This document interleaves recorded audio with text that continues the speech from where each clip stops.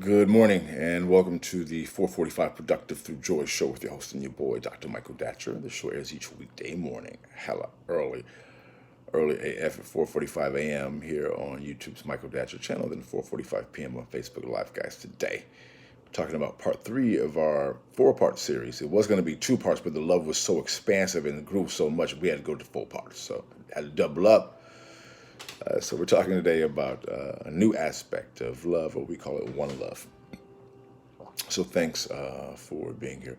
If you are new, you can go to productivethroughjoy.com to see about us. We speak to groups, schools, and organizations about being productive through joy. Really fabulous series of workshops, seminars, and offerings that we feel like can be super beneficial to you and your organization. So holla, and we'll holler back.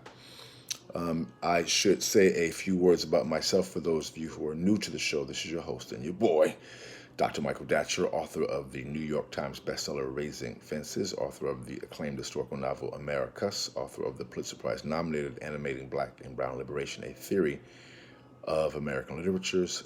I am the board president of the great nonprofit here in LA's Crenshaw District known as the World Stage.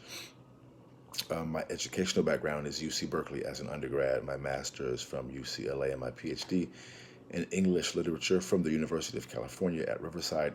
Guys, I'm an expert at being productive, all right? I don't say that to brag or boast. I say it because people are often surprised to hear of this level of productivity given how crazy my own personal narrative is.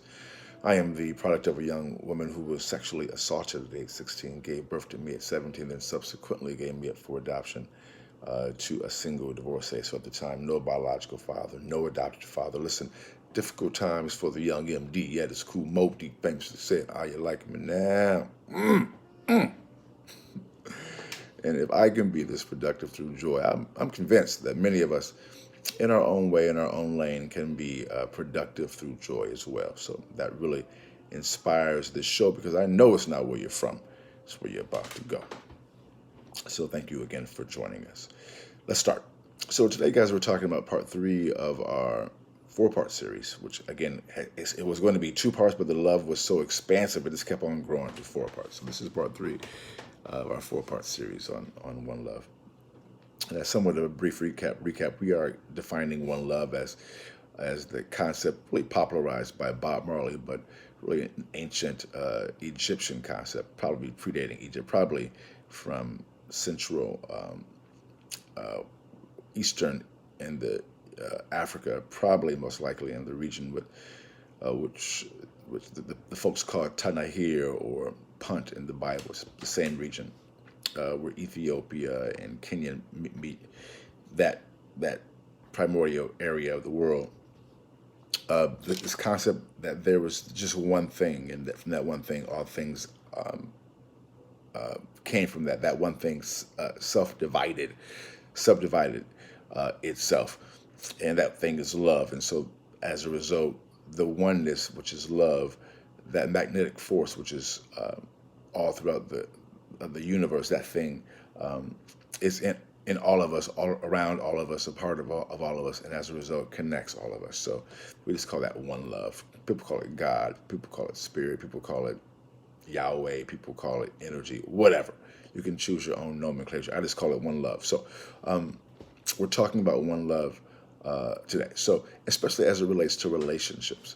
And so point one is that, and this point comes directly from, I'm reading the Think and Grow Rich, A Black Choice book right now by Kimbrough, which is I read these spiritual books and or books about business or whatever. At times they're biographies. But I do these readings in the morning. So much of this show comes out of my readings for the particular day. So I'm just kind of rambling right now. Sorry. So point one is that you want to know that we call it abundance or wealth or success can be measured most effectively in the number of abundant, loving relationships that you have, right? So at times people hear talk about abundance or wealth or making money and have an attitude that is not the best, which I totally get. I've had those feelings before as well. Our show isn't just about making money or hardly. It's about abundance, and abundance for us means having an abundant life, and certainly having material resources as a part of that. We live in a capitalist society, and increasingly a capitalist world, and it takes money to get things done, to put our kids through school, to pay our mortgage, to pay our car notes, etc. You got to have money. So we don't apologize for having money. What you want to focus on is how you get the money, what you do with the money once you acquire it. Um, but that's only a part of the work of abundance. Abundance is having a healthy body. You can have all the money in the world, and if your body is not healthy, it's not going to be very pleasant. Abundance means having um, healthy health. I just said health, right? Abundance means having a kind of joyfulness, right? Just being in joy in your life, right? Enjoying life. That's a kind of abundance. I was with my daughter, my youngest daughter, out at the marina just yesterday, just painting and reading and watching the ships go by. It was just a beautiful time. We just were kicking in the marina, in the park, reading, and just had a beautiful, beautiful day. And thinking about that is a powerful thing. And the kind of abundance that we're focusing on, the kind of wealth that we're talking about today, the kind of one love expression we're talking about today is having an abundance of quality, loving relationships. One's success can be defined in many ways in this particular way. The Dagari people, who I believe are on the eastern side of the continent of Africa, I forget which particular country, but the Dagari people literally judge a person's wealth just like this. Right? A person is defined as wealthy by the number of people that they can produce that love them greatly, right? So they were ahead of the game in that way. And are also great models for us, right? So point one is that you want to think about rethinking what it means to be wealthy. And if you do not have that aspect of loving relationships as a part of your wealth equation, we are encouraging you to rethink that, right? And that's point one, is to do that work, to contemplate your relationships and see where they're at, which goes right into point two. So to determine your wealth vis-a-vis loving relationships, it's going to require some counting the cost, right?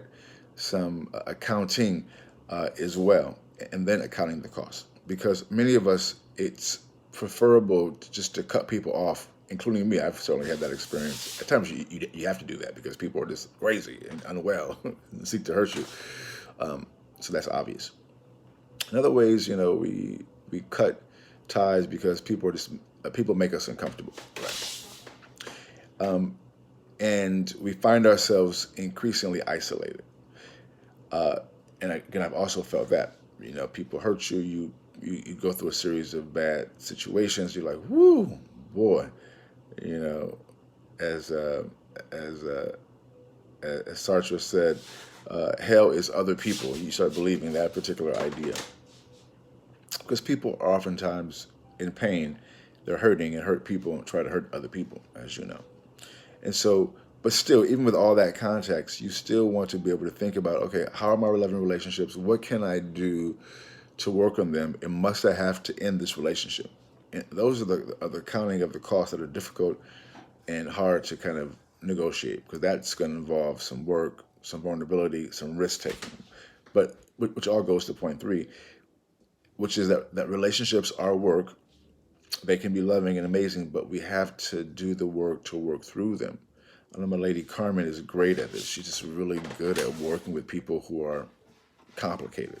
You know, extraordinary patience. I mean, she's really an inspiration for me in this love realm, and I've learned a lot about love just watching her life. Which is a sidebar. As you are endeavoring to be more loving, the people who watch your life are going to see it and be inspired by it as well. So, all that to say is that we're done. Boom goes the dynamite. Guys, we'll see you this afternoon at 4:45 p.m. with our fourth part of our four-part show on love. One love. Thanks for being here. We'll see you then. Until then, let's talk about it and be about it. Deuces.